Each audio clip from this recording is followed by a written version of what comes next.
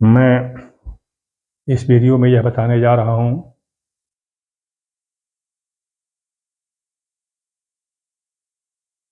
कि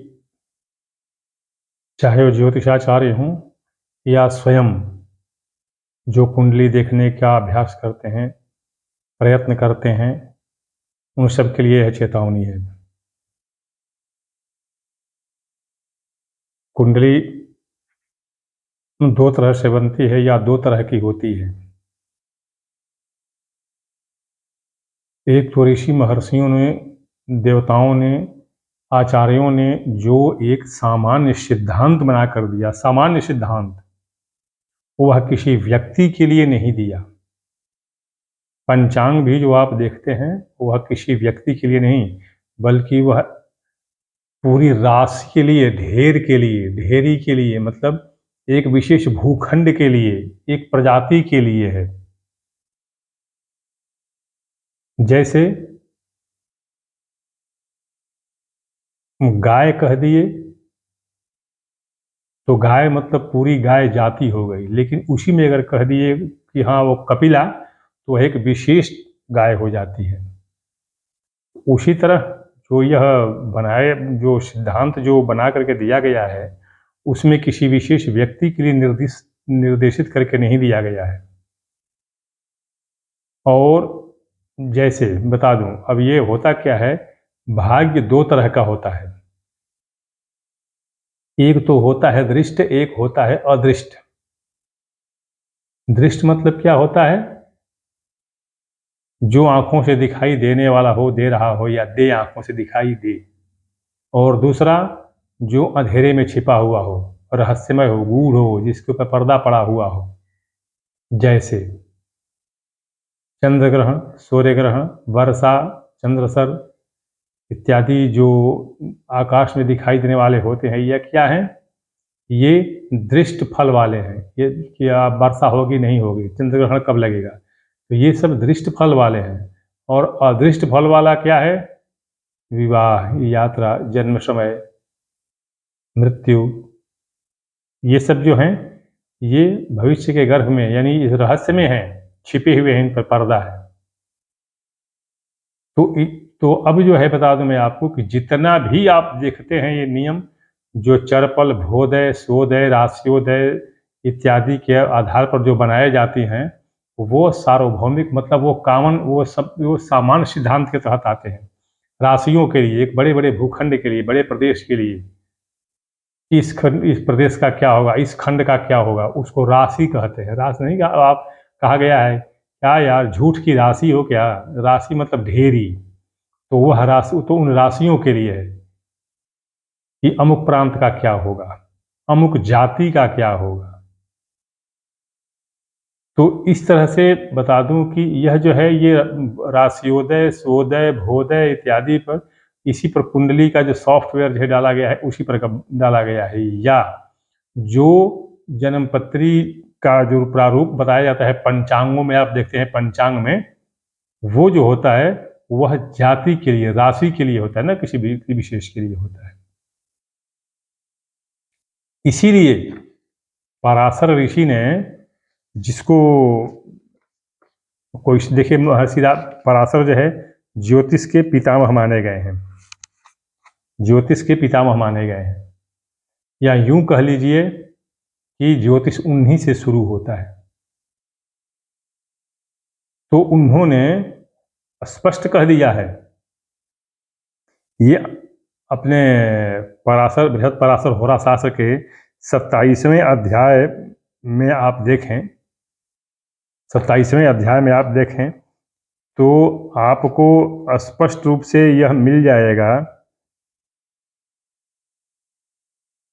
स्पष्ट बल निर्णय अध्याय जो है, 27वां अध्याय का स्पष्ट बल निर्णय अध्याय है, उसमें 39वां और 40वां श्लोक है। सुनिए, मैं पढ़ देता हूँ।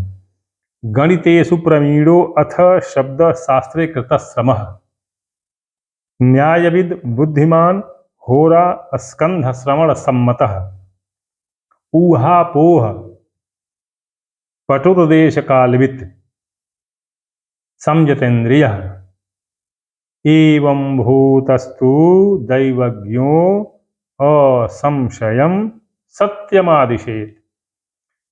गणित शास्त्र में जो प्रवीण हो, चालाक हो, जिसको गणित का अच्छा ज्ञान हो, व्याकरण में जो श्रम किया हुआ हो, जिसको व्याकरण का अच्छा ज्ञान हो, जो न्याय का जानकार हो, न्याय यह उचित है अनुचित है, अगर यह कुंडली बिल्कुल गणित पर मैं बना ही देता हूँ तो क्या इसलिए उचित होगी? क्या ये उसके साथ तालमेल खा रहा है या नहीं खा रहा है? अगर तालमेल नहीं खा रहा है तो उस कुंडली से क्या मतलब? तो न्याय का जानकार, बुद्धिमान हो, ज्योतिष के होरा स्कंध के श्रवण मनन चिंतन में पारंगत हो, कुशल हो, ऊहापोह करने वाला कि इसका जन्म का समय ये ठीक हो सकता है या ये ठीक हो सकता है, यह इस कार्य के नजदीक ये जा सकता है या नहीं जा सकता है, ये ऊहापोह जो सत्य के नजदीक जाने की कला है। ऊहापोह में पटु, देश काल वेत्ता, वहाँ के देश काल पर्यावरण समाज इत्यादि के प्रति जानकार हो, और जितेंद्रिय, और जो इंद्रियों पर संयम रखने वाला हो, वही ज्योतिषी सत्य फलादेश कर सकता है, इसके सिवाय कोई नहीं कर सकता। तो अब देखिए ये इन्होंने कर दिया, तो इसलिए वहां पर अब देखिए इन्होंने ही, पराशर ऋषि ने ही बताया है कि कालगणना दो तरह से होती है। उन्होंने बताया है कालगणना दो तरह से होती है। अभी ये कालगणना मतलब जैसे जन्म समय का निर्धारण जो है दो तरह से होता है। हम जो मैं पहले बता दिया आपसे कि एक शोध है, मतलब लंकोदय राशियों के उदय का मान निकालते हैं, और जहाँ जगह जगह पर क्या राशियों का उदय होता है उसको निकालते हैं, और उसके बाद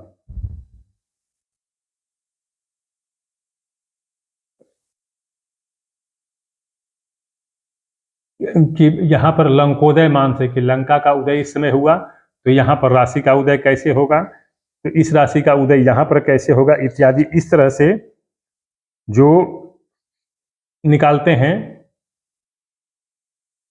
तो वो तो हो जाएगा राशियों का, राशि उदय सूर्योदय भोदय से निकालेंगे तो वो तो हो जाएगा राशियों का। अब देखिए व्यक्तिगत का उन्होंने क्या कहा है। यह जो है ग्रहादि साधन अध्याय, ग्रह आदि साधन अध्याय का 17वां 18वां 19वां श्लोक है बृहद पराशर होरा शास्त्र का, देख लीजिएगा।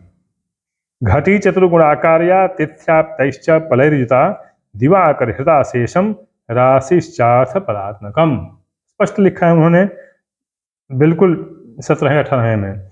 मतलब कि इष्ट घटी, जन्म की जो घटी है, इष्ट घटी है, उसको 4 से गुना कर लीजिए और गुणनफल में 15 से भाग देकर लब्धि जोड़ दें, योग में 12 से घटित करें, शेष अंक को राशि समझें। मैं इसको सीधा सीधा देखिए, सीधा सीधा 24 घंटे में पूरी 12 राशियाँ बीत जाती हैं ना, फिर अगले दिन उस समय वो राशि आ जाती है, ये तो सबको पता है। तो 24 घंटे में 12 राशियाँ, तो एक राशि 2 घंटे में, माने एक राशि 2 घंटे में बीत जाएगी। ये भी निश्चित है कि जिस राशि में सूर्य का उदय होता है उस दिन वही लग्न होती है, जिस राशि में सूर्य का उदय होता है उस दिन वही लग्न होती है, उस समय वही लग्न होती है। तो अब वहाँ से उसके जितने घंटे बाद जन्म हुआ हो उतने घंटे में देख लीजिए कि कितनी राशियाँ निकल गई। जैसे मान लीजिए किसी का जन्म हो गया सुबह 6 बजे और सूरज भी निकलता है मान लीजिए सुबह 6 बजे, और 6 बजे मान लीजिए सुबह में मीन लग्न मान लीजिए है, सुबह 6 बजे मान लीजिए मीन लग्न है और जन्म हुआ है उसका 12 बजे, दोपहर में 12 बजे, तो कितना हो गया 6 6 12, 6 घंटे, 2 घंटे में एक राशि, तो 6 घंटे में 3 राशि, 6 घंटे में 3 राशि। मान लीजिए मीन लग्न है तो मीन लग्न से 3 जोड़ देंगे तो कर्क हो जाएगा। जैसे मीन 12 हो गया और उसके बाद 3 राशि और जोड़ दीजिए तो मेष वृष मिथुन, यह 3 भुगत चुकी, तो अब चौथे में आ गया कर्क में। तो इस तरह से कर्क लग्न होगा। यह हो जाएगा उस व्यक्ति का जन्म लग्न, और उसके बाद तो बाकी जो ग्रह जहाँ है वहाँ है। तो इस तरह से यह लग्न निर्धारित होता है, और यही उस व्यक्ति की कुंडली होगी, यही उस व्यक्ति की कुंडली होगी। अब आप देख लीजिए कि आप जो और इस तरह से करके देख लीजिएगा कि कंप्यूटर की कुंडली में और आपकी इस तरह से मैनुअल बनाई कुंडली में कितना अंतर होता है। तो अभी तो केवल यह एक लग्न का हो गया, बाकी ग्रह किस घर में जाएंगे, 2 अंश, 1 अंश, 2 कला, 3 विकला, आगे पीछे से किस किस घर में चले जाएंगे ये पता नहीं। तब कंप्यूटर की कुंडली तो कैसे सच होगी। तो इसलिए जो आज की वर्तमान जो पद्धति है जो चल रही है कंप्यूटर से आज लोग आने वाली, वह नितांत भ्रामक, गलत, त्रुटिपूर्ण, रहस्यमय और लोगों को ठगने वाली है, सदा असत्य फल कहने वाली है। और इस तरह से इस कुंडली पर कभी भरोसा नहीं किया जा सकता। अगली वीडियो की प्रतीक्षा करें, मैं कुछ और प्रसंग के साथ आ रहा हूँ।